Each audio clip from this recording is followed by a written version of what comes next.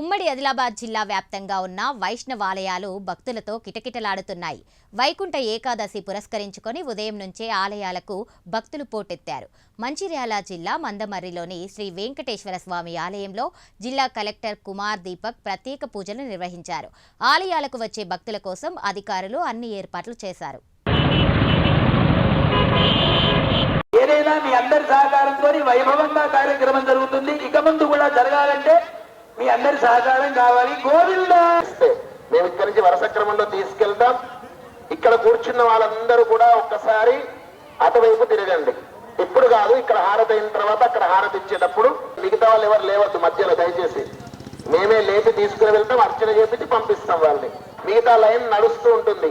కార్యకర్తలు పోలీసు వాళ్ళు ఎక్కడ వాళ్ళకి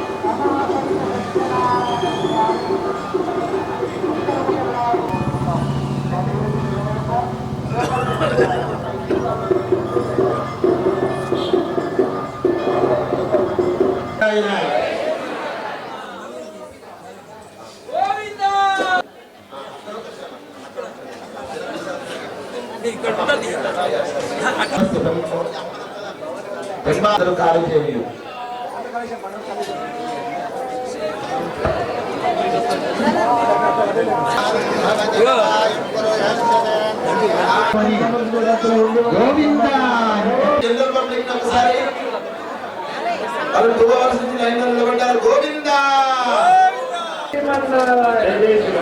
మన హాండ్రబుల్ దేవ్ గారు మందమర్రి రథసారథి రాధాకృష్ణ గారు ముక్కోటి సందర్భంగా స్వామివారిని దర్శించుకొని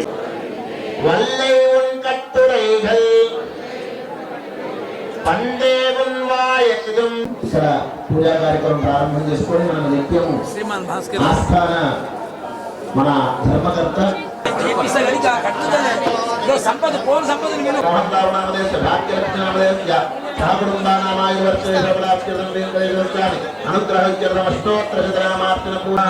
ఏడుకొండలవాడ వెంకటరమణ గోవింద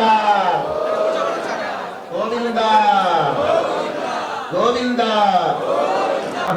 గోవిందాయ నమః, విష్ణవే నమః, మధుసూదనాయ నమః, త్రివిక్రమాయ నమః, వామనాయ నమః, శ్రీధరాయ నమః, శ్రీదేవాయ నమః, పద్మనాభాయ నమః, దామోదరాయ నమః. వెంకట మనీషా నామధేయస్య, నిక్షిత్ నామధేయస్య, తిరుమల గోత్రోద్భవస్య, భాస్కర్ రావు నామధేయస్య, మాల్వీ నామధేయస్య, ముక్తి ప్రసన్న విక్రయ నామధేయస్య, ఘనశ్యామ దిగ్విలాస్ నామధేయస్య, కల్యపుల గోత్రోద్భవస్య, సాయి కృష్ణ నామధేయస్య, ధర్మపత్న్యాః శ్రీవాన్ నామధేయస్య, రామకుటుంబానాం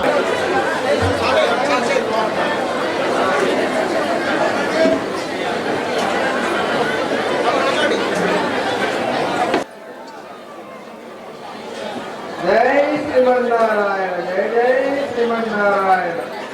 గోవింద జై శ్రీమన్నారాయణ. నరసింహులు చెరువు గారి స్వామివారికి 21 రూపాయలు కానుకగా సమర్పిస్తారు. జై శ్రీమన్నారాయణ. జై రూపాయలు కానుకగా సమర్పిస్తారు. జై శ్రీమన్నారాయణ. మండల శ్రీనివాస గారి స్వామివారికి ఉంటారు. జై శ్రీమన్నారాయణ. జై జై శ్రీమన్నారాయణ. దొడ్డుపల్లి లక్ష్మయ్య గారి స్వామివారికి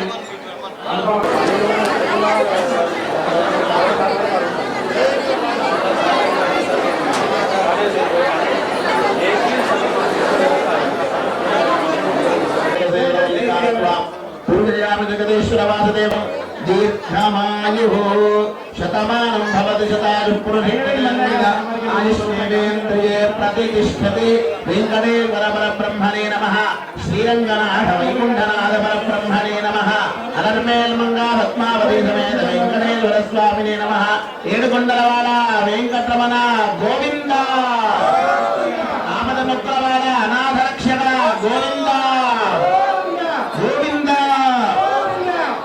మనుదేవాయ నమః, ప్రద్యుమ్నాయ నమః, అనిరుద్ధాయ నమః, పురుషోత్తమాయ నమః, అధోక్షజాయ నమః, నారసింహాయ నమః, అచ్యుతాయ నమః, జనార్దనాయ నమః, ఉపేంద్రాయ నమః, హరయే నమః. శ్రీకృష్ణ పరబ్రహ్మణే తస్మై బ్రహ్మజ బ్రహ్మాచ ఆయుఃకీర్తిం ప్రజాన్ దదుః. వెంకటేశ్వర స్వామి అనుగ్రహ ప్రసాద సిద్ధిరస్తు. కానుకలు సమర్పించే భక్తులు భూమిని కొండైన సామాన్యుడికి 21 రూపాయలు కానుక. ఫలసిద్ధిరస్తు శతమానం భవతి శతాయుః పురుషశ్శతేంద్రియ ఆయుష్యేంద్రియే ప్రతిదిశ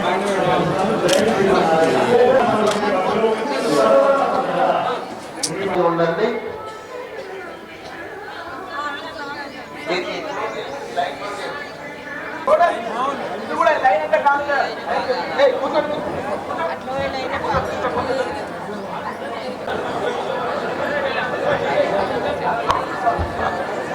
లభిస్తుంది కనుక దయచేసి అందరు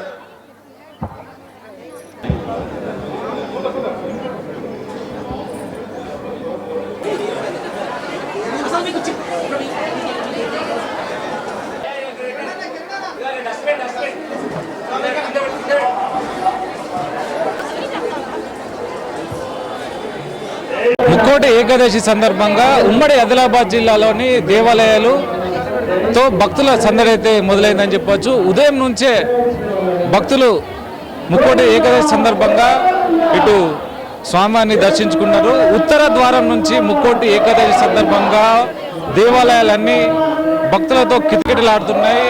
జిల్లా మన్నమరిలో ఉన్నాం. దీనికి సంబంధించి ఉదయం నుంచే బారులు తీరిన పరిస్థితి అయితే ఏర్పడింది. ముక్కోటి ఏకాదశి సందర్భంగా ఇటు దేవాలయాలన్నీ విద్యుత్ అలంకరణలతో అయితే తీర్చిదిద్దారు. దీనికి సంబంధించి ప్రత్యేకమైన ఏర్పాట్లు చేశారు. ప్రత్యేకమైన క్యూ లైన్లు కూడా ఏర్పాటు చేశారు. భక్తుల కోసం ఎలాంటి ఇబ్బందులు జరగకుండా అన్ని ఏర్పాట్లు అయితే చేశారు. ఉదయం నుంచే భక్తులు భారీగా బారులు తీరారు. ఉదయం పూట స్వామివారిని దర్శించుకుంటే అంత శుభం జరుగుతుందన్న ఒక విశ్వాసంతో అయితే ఉదయం నుంచే భక్తులు భారీగా తీరిన పరిస్థితి అయితే ఉంది. మందమరిలోని వెంకటేశ్వర స్వామి ఆలయంలో భక్తుల తాకిడితోటైతే ఉదయం పూట ముక్కోటి ఏకాదశి సందర్భంగా స్వామివారిని దర్శనం చేసుకుంటున్నారు. పిల్లలు పెద్దలతో సహా అందరూ స్వామివారిని దర్శనం అయితే చేసుకున్నారు. దీనికి సంబంధించిన ప్రత్యేక క్యూ లైన్లు కూడా ఏర్పాటు చేశారు. ఇక్కడ ముఖ్యంగా ఇటు పోలీసులు కూడా అన్ని ఏర్పాట్లు చేశారు. ఎవరికి ఎలాంటి ఇబ్బందులు జరగకుండా పోలీసులు కూడా ఇటు ప్రత్యేకమైన క్యూ లైన్లను ఏర్పాటు చేసి ఇటు అన్ని ఏర్పాట్లు అయితే చేశారు. మందుడ అయ్యగారు ఉన్నారు. ఈరోజు అసలు విశిష్టత ఏంటి, అసలు ఈ ముక్కోటి ఏకాదశి సందర్భంగా ఎలాంటి నిబంధనలు పాటించాలి? జై శ్రీమన్నారాయణ. కలో వెంకటనాయక అన్నట్టుగా మనకు హైందవ సాంప్రదాయంలో అత్యంత వైభవభేదమైనటువంటి పండుగలలో పర్వదినాలలో ఒకటి ముక్కోటి ఏకాదశి. దీన్ని వైకుంఠ ఏకాదశి అని దీనికి పేరు. కానీ ఎవరైతే ఈ రోజున ఉత్తర ద్వారం గుండా ప్రవేశించి స్వామివారిని దర్శిస్తారో ముక్కోటి దేవతలను దర్శించినటువంటి పుణ్య ఫలితం వారికి కలుగుతుంది కనుక దీనిని ముక్కోటి ఏకాదశిగా పిలుస్తూ ఉంటారు.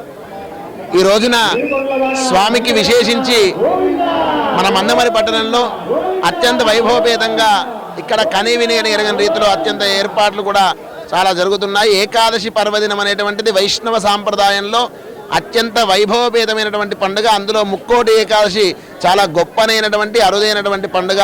అటువంటి వాతావరణాన్ని మందమరి పట్టణంలో ఈ ప్రాంతమంతా కూడా కలిసి జరుపుకుంటూ ఉంటారు. ఈరోజు అంటే ఎలాంటి నియమ నిష్టలతో ఉండాలి, అసలు ఉపవాసం ఎందుకు ఉండాలి? ఈ రోజున ఏకాదశి అని, ఏకాదశి రోజున అన్నములో అసురగణము అనేటువంటిది ఉంటుంది అని ప్రతీతి. ఎవరైతే ఆ అన్నాన్ని స్వీకరిస్తారో వారికి ఈ ఏకాదశి రోజున అటువంటి బుద్ధులు ఆవహిస్తాయని, ఏకాదశి రోజున అన్నము ముట్టకూడదు అని ఒక శాస్త్రం. కానీ ఆలయంలో ఇచ్చినటువంటి ప్రసాదాన్ని తప్పకుండా తీసుకోవాలని ప్రతీతి. ఉపవాసము అనగా దగ్గరగా ఉండడము, స్వామికి దగ్గరగా ఉండడాన్ని ఉపవసించుట అంటే స్వామికి సమీపంగా ఉండడాన్ని ఉపవాసము అనేటువంటి దానికి అర్థము. అంతేకాని ఉపవాసం ఉన్న వారంతా కూడా ఆలయంలో ఇచ్చిన ప్రసాదాన్ని కానీ తీర్థాన్ని కానీ వదిలిపెట్టకూడదు. తప్పకుండా ఆలయంలో ఏ ప్రసాదాన్ని అయితే అందజేస్తారో ఆ ప్రసాదాన్ని తీసుకుంటేనే చక్కగా ఆ ఉపవాసానికి అర్థము. అలా ఉపవాస దీక్షను ఏకాదశి రోజు పూర్తిగా ఉండి ద్వాదశి రోజున పాలన చేస్తే వారికి వైకుంఠ ప్రాప్తి కలుగుతుంది అని శాస్త్రం. ముక్కోటి ఏకాదశి సందర్భంగా ఉత్తర ద్వారం నుంచి స్వామివారిని దర్శనం చేసుకుంటే అసలు ఎలాంటి యోగక్షేమాలు ఉంటాయి, అసలు దీనివల్ల ఎలాంటి లాభం చేకూరుస్తుంది? వైకుంఠ ఏకాదశి అని దీనికి పేరు. ఉత్తర ద్వారం గుండా ఈ ఒక్కరోజు ఉత్తర ద్వారంలో ఏం చేసినటువంటి వైకుంఠనాథ స్వామిని దర్శిస్తే ముక్కోటి దేవతలను దర్శించినటువంటి పుణ్యం లభిస్తుంది. అందుకనే దీనిని ముక్కోటి ఏకాదశి అని దీనికి పేరు వచ్చింది.